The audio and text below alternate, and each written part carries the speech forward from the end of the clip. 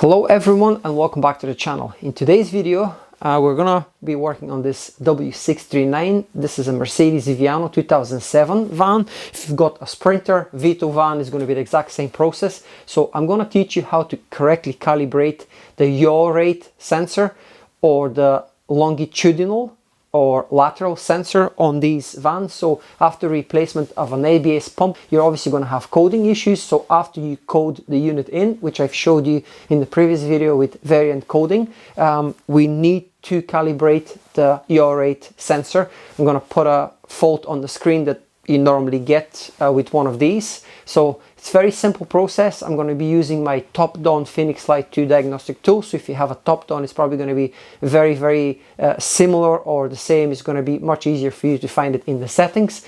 It took me a little bit of time to find it within the ESP module settings, but yeah, we got there in the end. So if you want to see how this is done, stick around and I'll show you how.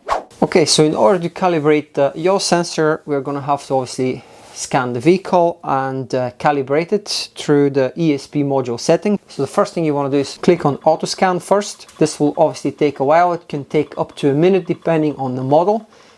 It will find it as a Mercedes Sprinter. Next thing, go to quick access. In the next step, go to select automatically search. Click on Viano Vito OBD2, click OK. Diesel engine, right hand steering, transmission control module, because we have an automatic transmission. Go to system selection, go to chassis, ESP, and after this go to special function. When you go to special function, at the top there you're going to see top right, component B2415 yaw rate lateral and longitudinal acceleration sensor. Very important note just before you start with the calibration process: make sure there's nobody in the vehicle, it's on a good flat surface, and then continue with the steps I'm going to show you in this video. So perform calibration, click on that and click OK.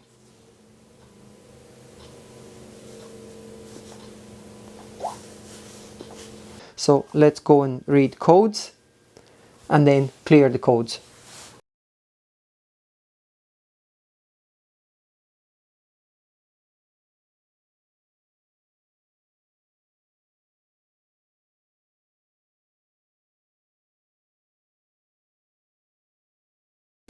And this is basically the job done. So if you do like this content, hit the thumbs up, subscribe if you're not a subscriber, and I'll see you in the next one.